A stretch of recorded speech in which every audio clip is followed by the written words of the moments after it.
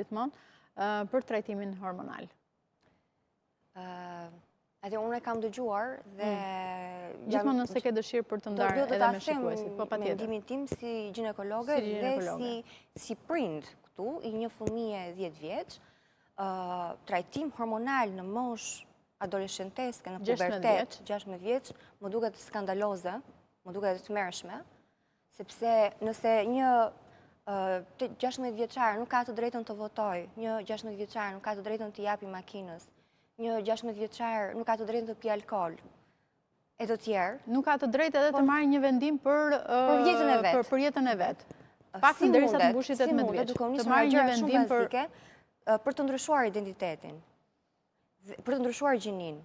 Ne të hidhemi poshtë dhe përpjet, gjinin nuk e ndryshojmë dot, është fakt. Ne lindim me një material genetik që na përcakton që në barkun e nënës, nëse jemi XX apo XY, je vajzë apo djalë. Dhe këtë biologjikisht nuk mund të ndryshosh dot. Tani nëse shkenca dhe mund të evolojë... Po për çfarë duhet pastaj? Për çfarë është ky lloj propozimi? Për çfarë?